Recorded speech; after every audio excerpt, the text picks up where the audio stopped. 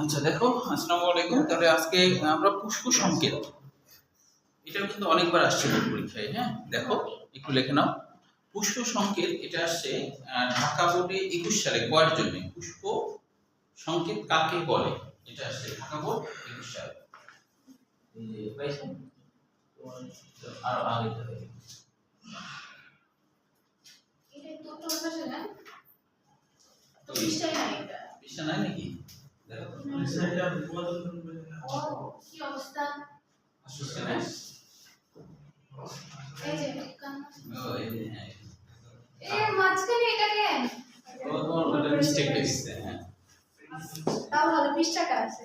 হ্যাঁ, পৃষ্ঠা আছে। আচ্ছা তাহলে পুষ্প সংকেত, তারপরে আরো আসছে দেখো, কুমিল্লা বোর্ড 21 সাল এবং 23 সাল, যশোর বোর্ড 23 সাল ক্ষয়ের জন্য।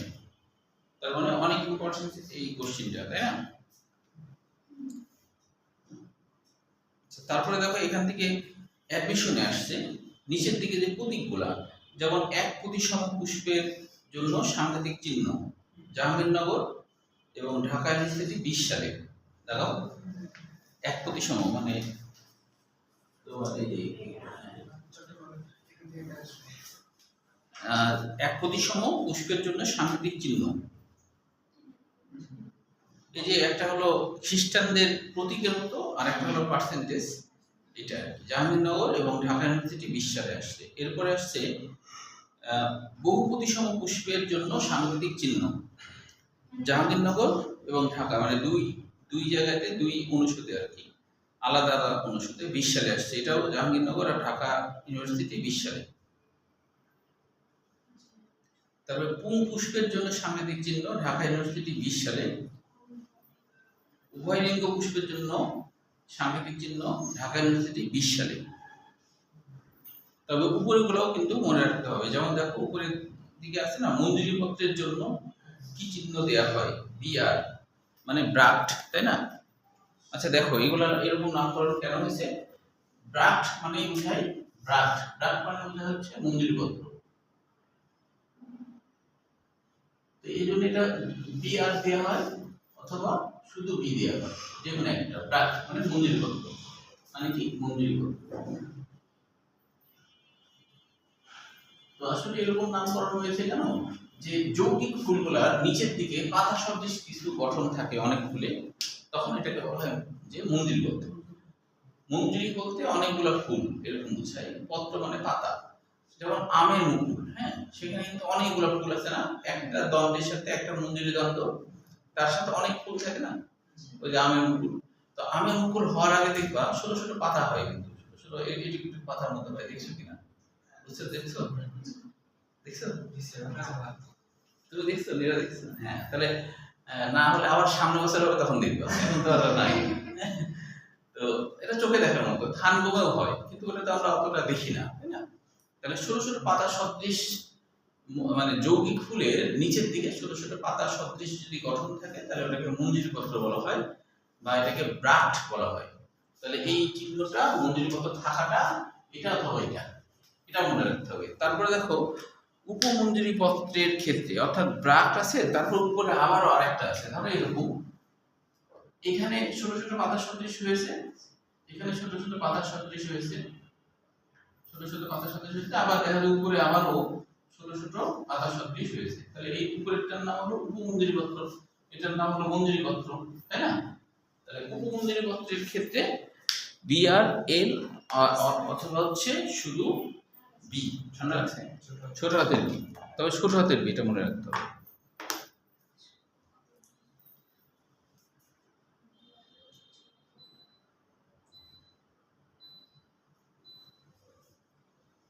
ঠান্ডা লাগছে? আচ্ছা তারপরে দেখো উপবৃত্তির জন্য, যে ইংরেজিটা যদিও আসে না, কিন্তু ইংরেজি বর্ণমালার চিহ্ন এবং বাংলা বর্ণমালা কেমন সবটাই লাগবে আর কি। হ্যাঁ যেমন অ্যাপিক্যালিক্স, ই আর কে এগুলো মনে রাখতে হবে, কারণ নিচের গুলো দিয়েছে উপরের গুলো দিতে পারে। হ্যাঁ ই কে। আর বৃতির জন্য, শুধু বৃতির জন্য ক্যালিক্স, বৃতির জন্য ক্যালিক্স, শুধু ক্যালিক্স। দলের জন্য করলা, তাহলে শুধু প্রথম অক্ষর সি। পুষ্পপুট পি। পুষ্পপুট কি এর আগে বলেছিলাম মনে আছে কিনা? পুষ্পপুট হলো দিরা বা অনুষ্ঠান কি বলতে পারো বলো? পুষ্পপুট ও কোথাও নাম না। আচ্ছা, পুষ্পপুট এটাকে পেরিয়েন্থ বলা হয়, ইংরেজিতে পেরিয়েন্থ বলা হয়। আচ্ছা মনে রাখবা এটা কি জিনিসটা কি। পেরিয়েন্থ বা পুষ্পপুট হলো কোনো ফুলে যদি পাপড়ি আর বিথি এই দুটার মধ্যে যে কোনো একটা থাকে এবং সেইটা কি বিথি বলবো নাকি পাপড়ি বলবো বুঝতে পারা যাচ্ছে না, দুটারই বৈশিষ্ট্য আছে, এরকম যখন ঘটনা তখন তার নাম হয় পুষ্পপুট বা পেরিয়েন্থ। যেমন পেঁয়াজ রসুনের ফুলেও কিন্তু আছে, হ্যাঁ, মানে দেখতে কিছুটা বিথির মতো কিছুটা পাপড়ির মতো এরকম একটা অবস্থা। তো দুইটার মাঝামাঝি অবস্থা, মানে দুইটা তো নাই, দুইটা থাকলে বোঝা যেত এটা বিথি এটা পাপড়ি, একটাই অংশ আছে, এটাকে বিথিও বলা যায় না আবার পাপড়িও বলা যায় না, এরকম যখন অবস্থা তখন তার নাম হয় পুষ্পপুট বা পেরিয়েন্থ। বুঝতে পারছো? যেমন কিছুটা ইয়ের মতো যে হিজড়ার মতো, ছেলেও না মেয়েও না, ঠিক না? ছেলেও বলা যাচ্ছে না মেয়েও বলা যাচ্ছে না, এরকম। হ্যাঁ, কম দরকার। তোমরা ট্রেনে কখনো হিজড়ার সামনে পড়নি? অনেক ওই যে ও পড়ছে অনেক। ঢাকায় যেতে দেখলে ওরা খুবই ডেঞ্জার। ঢাকা যেতে গেলে বেশি, হ্যাঁ ঢাকা যেতে গেলে বলতে বেশি। বলে যাই বলে যে হিজড়া ওটা থেকে বাঁচার একটা উপায় আছে বুঝছো? বাঁচার উপায় হলো ওরা তো গোটা ট্রেন মানে ইয়ে করে, টাকা চাইতে চাইতে যাইতো গোটা ট্রেন। তুমি যখন দেখছো যে সামনে মনে করো আসছে, তখন তুমি বাথরুমে চলে যাবে, তাহলে ওরা পার হয়ে চলে গেল। হ্যাঁ না ওটা তো বলবো কাউকে, সে বললো যে আমি ওয়াশরুমকে আসছি একটু দেখে সিটটা, তারপরে চলে যাবে। না না চলে যাবে না, ও চাইটাই চলে যায়। হ্যাঁ গেছিলাম। ও আচ্ছা। ওই আমি জানি তো ওরা তো নিবেই না, যদি দাও তাহলে খুবই ওরা নিয়ে যাবে। না না ওরা সরাসরি গায়ে হাতটা দিয়ে মনে করো অবস্থা খারাপ হয়ে যায়, অনেক সময় কলা চাপে ধরে। হ্যাঁ হ্যাঁ হ্যাঁ দেখে মনে করো যে ভয়, মানুষ ভয় দিয়ে দেয়। হ্যাঁ সিক্রেট করে তো ভয় দিয়ে দেয়। হ্যাঁ ঢাকা যাওয়ার সময় ইয়ে হবে, ওই যে আমরা যাবো না এইটা হ্যাঁ রাত্রেও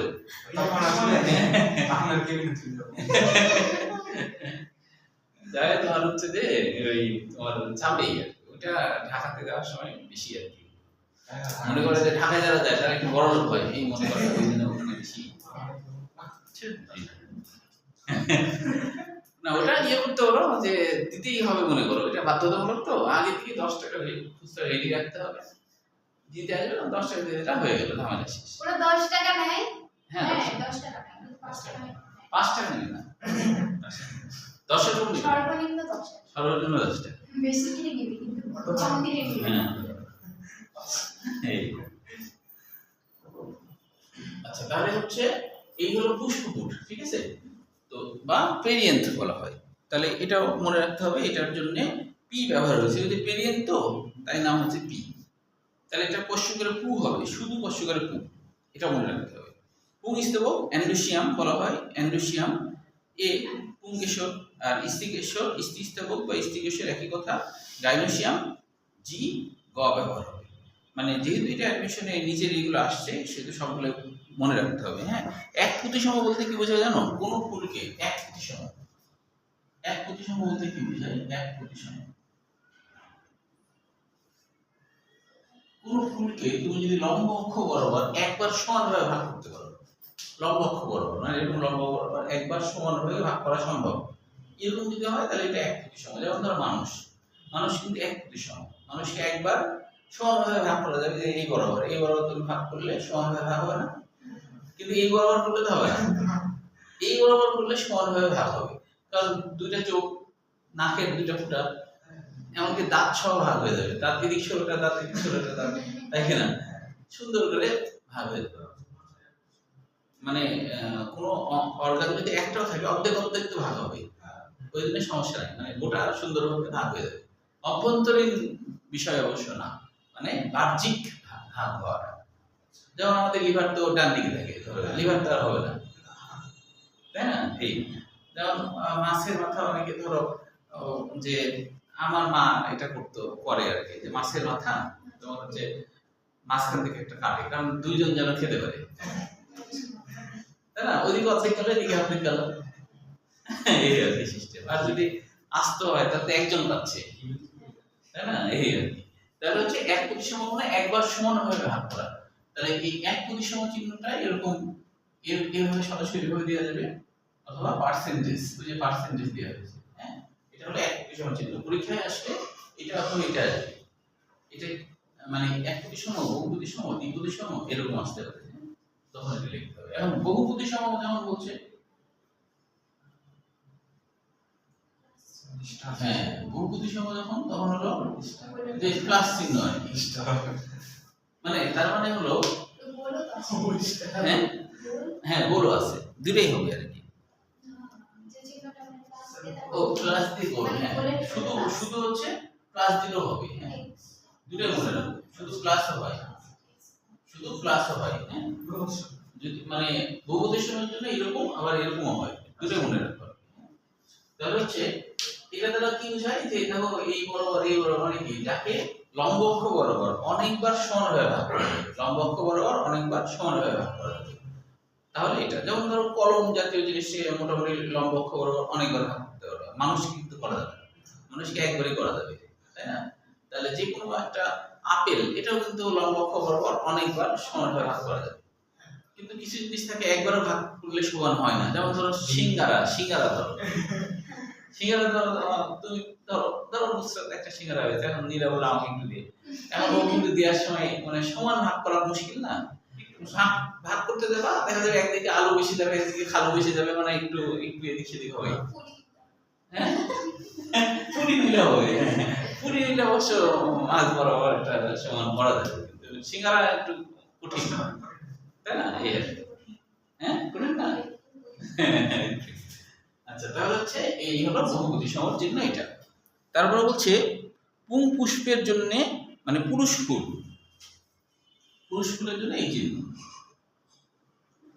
বলো এই চিহ্ন কেন ব্যবহার করা হয়? এই চিহ্ন দ্বারা পুরুষ ফুল বা পুং কেশর বলা হয়, বা পুরুষ ফুল বলা হয়, বোঝায়। এই চিহ্ন কেন ব্যবহার হয়, এটা দ্বারা কি বোঝায় বলতে পারবা? নীরা বলো, নীরা বলো, নীরা।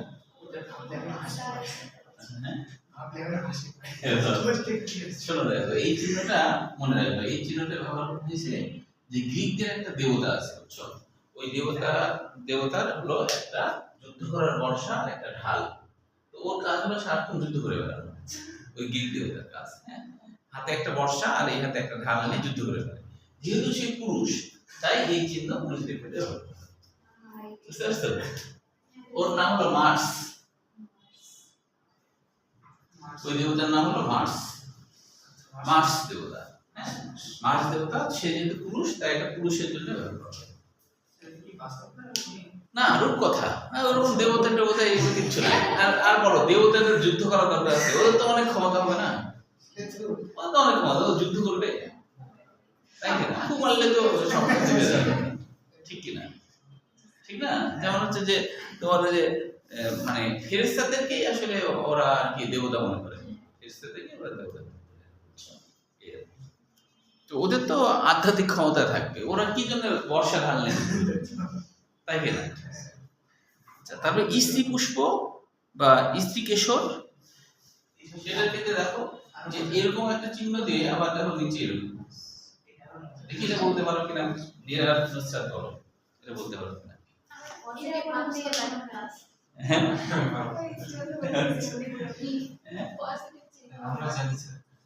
মানে যুদ্ধের চিন্তা ভাবনা নাই? আচ্ছা আচ্ছা, হ্যাঁ, আচ্ছা আমি বলি, এটা হচ্ছে গ্রিক একটা দেবী আছে, হ্যাঁ, দেবী যার নাম ভেনাস। এই দেবী নিজে দেখতে খুবই সুন্দরী, দেবীটা দেখতে খুব সুন্দরী, সারাক্ষণ হাতলযুক্ত আয়না নিয়ে তার চেহারা দেখে। এটা হলো হাতলযুক্ত আয়না, এটা হলো হাতলযুক্ত আয়না, সারাক্ষণ নিজের চেহারা নিজে দেখে।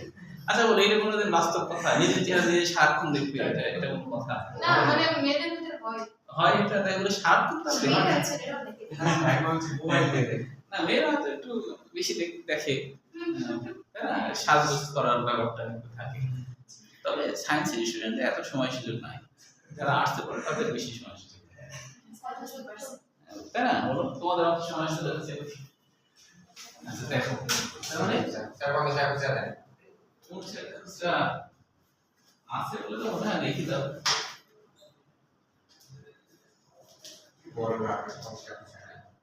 না যে নাকি আমাদের তো 1000 টাকা করে করছে।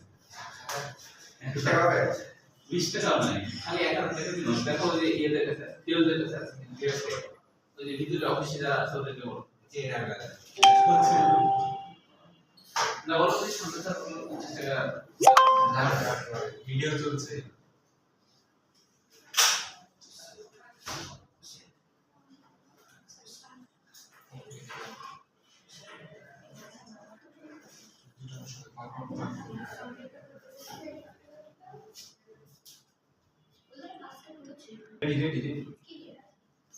ঠিক আছে। তাহলে জিনিসগুলো যদি মজার, কিন্তু এটা আসলে কাল্পনিক, এটা আসলে কখনোই সঠিক কোনো বিষয় না আর কি। হ্যাঁ, যে তোমার হচ্ছে যে এখন দেবী মনে করো যে হাতে দুটো আয়না নিয়ে চেহারা দেখবে, দেবীর তো অনেক ক্ষমতা। এই আয়না দেখেছি ইউটিউবে। ওর তো তাই না, না ওর তো মনে করো ওর তো আয়না লাগবে না, ও তো এমনি দেখতে পাবে না, ও খালি এরকম এরকম করবে আর আয়না সামনে চলে দেখবে, তাই কি না? ওই যে ছোটবেলায় আলিফ লায়লা দেখতাম, কি সব ইয়ে, তাই না? হাসি দেখে ভালো লাগতো কিন্তু। আচ্ছা, তারপর দেখো আরেকটা চিহ্ন আছে, এটাও মনে রাখতে হবে। আয়না আবার ডিজাইন করা, আয়নার উপরে এরকম ডিজাইন যুক্ত আয়না, উপরেও একটু সিংহের মতো, এটা ওই আয়নায় কিন্তু ডিজাইন করা।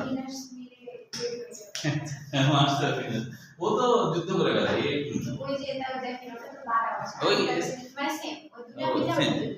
হ্যাঁ এই দুটো আমি দেখতে পারি। এখন এরা কি দেবতার দেবী, এরা স্বামী স্ত্রী ছিল কিনা? আচ্ছা, তারপরে বহু সংখ্যা বোঝাতে, ইনফিনিটি বোঝাতে এই চিহ্ন ব্যবহার হয়, এটা মনে রাখতে হবে, এই চিহ্ন ব্যবহার হয়। তো এইগুলো হচ্ছে অ্যাডমিশনে কিন্তু আবার একটু বেশি আসে, এই জন্য এগুলা মনে রাখতে হবে। এটা দেবতার আর কি, এই চিহ্ন ব্যবহার হয়। হ্যাঁ হ্যাঁ, এখন দেখো পুষ্প সংকেতের সংজ্ঞাটা তো বুঝলাম না। সংকেত বলতে কি? কিছু সাংকেতিক চিহ্ন। সংকেত মানে কি? কিছু সাংকেতিক চিহ্ন। কিছু সাংকেতিক চিহ্নের মাধ্যমে একটা ফুলের বীতি, পাপড়ি, পুংকেশরী, শ্রীকিশোর কয়টা আছে, কিভাবে আছে, এটাই হলো পুষ্প সংকেত। যদি এক মার্কে আসে বানাই লিখবা, কি লিখবা? যে সাংকেতিক চিহ্নের মাধ্যমে একটা ফুলের বীতির সংখ্যা, বীতির অবস্থান, তারপরে পাপড়ির অবস্থান, পাপড়ির সংখ্যা ইত্যাদি বোঝানো হয় বা দেখানো হয়, তাকে বলা হয় পুষ্প সংকেত। এক মার্কে আসলে একটু লিখলেই হবে। আর যদি ক্ষয়ের জন্য আসে তাহলে এই 2 লাইন লিখবো, বইটা লিখবো। আর একের জন্য আসলে অত বড় লিখতে হবে। এখন দেখো পুষ্প প্রতীক, যেমন বাংলাদেশের প্রতীক, তাই না? বাংলাদেশের যে পতাকা, ঠিক পতাকা দ্বারা তো আসলে বোঝাই না যে এটা বাংলাদেশ দেখতে এরকম, তা তো না। প্রতীক সম্পূর্ণ ভিন্ন একটা বিষয়। সেরকম যে বৈজ্ঞানিকরা ফুলের পুষ্প প্রতীক করেছে, মানে কিছু চিহ্নের মাধ্যমে বোঝা যায় যে এটা হচ্ছে এই ফুল। তো বাস্তবের সাথে কোনো মিল নাই। যেমন ধরো যে এখানে একটা জবা ফুলের পুষ্প প্রতীক, এখন জবা ফুলের পুষ্প প্রতীক না বলে যদি বলে মালভেসি গোত্রের পুষ্প প্রতীক, তাহলে একই ছবি, আলাদা হবে না, একই ছবি। হ্যাঁ, জবা না বলে যদি বলে মালভেসি, তাহলে এই ছবিটাই দেবে। এই ছবি আঁকা কিন্তু কঠিন না, দেখে মনে হচ্ছে অনেক কঠিন, কম্পাস দিয়ে খুব সহজে আঁকা যায়। কম্পাস দিয়ে খুব সহজেই তোমরা আঁকতে পারো। ভিতরের দিকে ধরো এটা অমরা থাকে, অমরা মানে এমন টিস্যু যেখান থেকে ডিম্বাণু তৈরি হয়, তাকে অমরা বলে।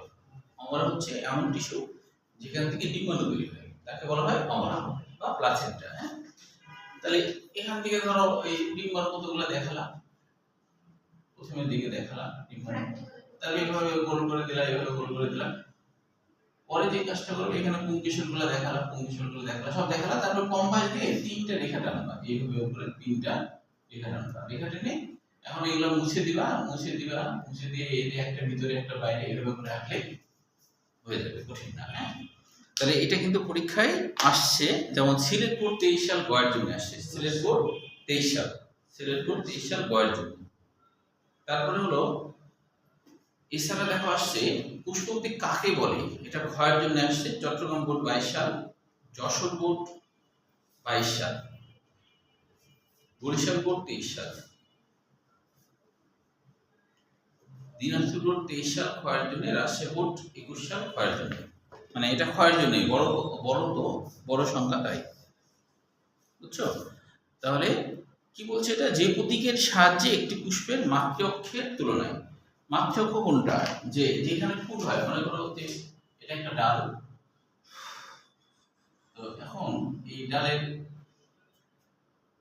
এখানে ধরো পাতা আছে, পাতা এখানে ধরো ফুলটা হয়েছে, এই ধরো ফুল হলো, তো মাতৃ অক্ষ ঠিক এই মিডিল পয়েন্টটা হলো মাতৃ অক্ষ, অর্থাৎ একটা গাছের যে কাণ্ড আছে, কাণ্ডের ঠিক মিডিল পয়েন্ট, অর্থাৎ এখানে আর কি পত্র বিন্দু মানে ফুলের যে গোটাটা হয় তার ঠিক মিডিল পয়েন্ট, এই মিডিল পয়েন্টটিকে বলা হয় মাতৃ অক্ষ। তো আঁকানোর পরে মাতৃ অক্ষ উপরে এরকম করে দেখা যায়। তো বাস্তবে তো আর মাতৃ অক্ষ একটা ফুলের বাইরে থাকে তা তো না, এটা জাস্ট একটা কাল্পনিক। এটা হলো যেমন বললাম বাংলাদেশের পতাকা, তো আসলে বাংলাদেশ দেখতে ওরকম সবুজ আর লাল এরকম তো না, বাংলাদেশ দেখতে কিরকম তা তো না, হ্যাঁ বাংলাদেশে সবই সবুজ, মনে করো যেহেতু উদ্ভিদ লতাপাতা বাংলাদেশে বেশি। আর বাংলাদেশে তোমার হচ্ছে যে অনেকে বলে যে বাংলাদেশের খাদ্য খাবারের যে টেস্ট, এটা নাকি পৃথিবীর কোনো দেশে এত টেস্ট, বাংলাদেশের মাটি এমন ভাবে আল্লাহ বানাইছে, বুঝছো?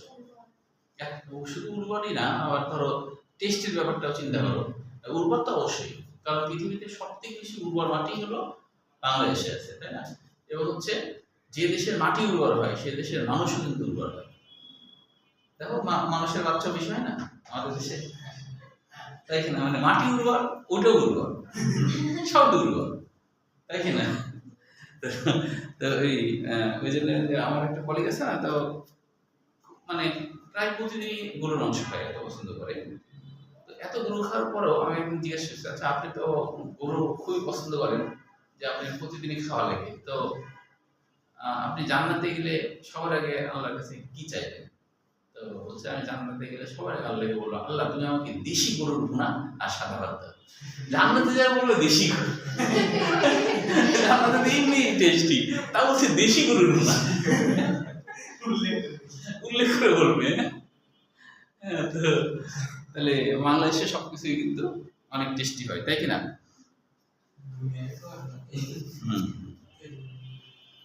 আগামী দিন এই অধ্যায়টা শেষ করে ফেলবো। আগামী দিন হলো আজকে যেহেতু অনেকে আসেনি, তো জবার মালভেসির এগুলো অনেক বুঝার, এগুলো পরীক্ষায় খুব আসে, এটা শিখবো।